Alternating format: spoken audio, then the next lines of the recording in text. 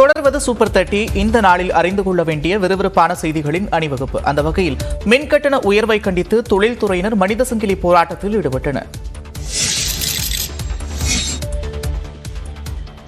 Peak அவர் மின்கட்டணம், மின்சார நிலை கட்டணம் உள்ளிட்டவற்றை கண்டித்து ஈரோடு மற்றும் திருப்பூரில் தொழில்துறையினர் மனித சங்கிலி போராட்டத்தில் ஈடுபட்டனர்.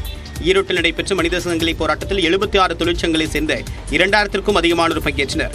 சோலார் தகடுகள் பொருத்தி அதன் மூலமாக உபயோகிக்கப்படக்கூடிய மின்சாரத்திற்கு கூடுதல் கட்டணம் வசூலிப்பதை திரும்பப் பெற வேண்டும் என்றும் வலியுறுத்தினர். மரபுசாரா எரிசக்தியை அரசு ஊக்குவிக்கின்ற இந்த மத்திய அரசு ஊக்குவித்துக் கொண்டிருக்கும் நேரத்தில் மாநில அரசு இதுக்கு நெட்வொர்க் சார்ஜ் விதித்திருப்பது தொழில்துறையினரில் ஏமாற்றம் அளிக்க உள்ளது. இதை முதல்வர் அவர்கள் உடனடியாக தலையிட்டு இந்த மின்சாரத்தினுடைய கட்டணங்களை குறைத்து கொடுக்குமாறு 5 அம்ச கோரிக்கை வைத்துள்ளோம். இதே கோரிக்கையை வலியுறுத்தி திருப்பூரில் குமரன் நினைவகத்திலிருந்து மாவட்ட ஆட்சியர் அலுவலகம், தொழில்துறை மின் நுகர்வோர் கூட்டமைப்பு சார்பில் மனித சங்கிலி போராட்டம் நடைபெற்றது. மக்கள் மனதில் சமூக வளர்ச்சியும் சிந்தனை வளர்ச்சியும் ஏற்பட திமுக அரசு தொடர்ந்து விழிப்புணர்வை ஏற்படுத்தி வருவதாக முதலமைச்சர் மு.க.ஸ்டாலின் தெரிவித்துள்ளார்.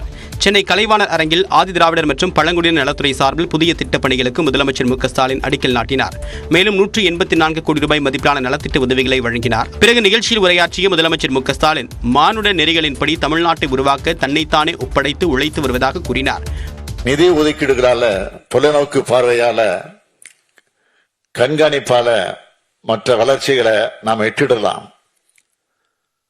ஆனா சமூக வளர்ச்சியும் சிந்தனை வளர்ச்சியும் மக்கள் மனங்கள்ல உருவாகணும்.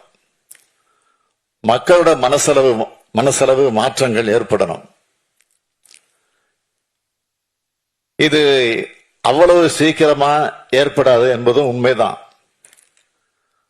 அதே நேரத்தில் சமூக வளர்ச்சி, சிந்தனை வளர்ச்சியை உருவாக்குற நம்முடைய விழிப்புணர்வு பயணம் என்பது தொய்வில்லாமல் தொடரணும். மேலும் ஆதிதிராவிட நலனில் தனி கவனம் செலுத்தி திட்டங்களை தீட்டி செயலாற்றி வருவதாகவும் முதலமைச்சர் மு.க.ஸ்டாலின் குறிப்பிட்டுள்ளார்.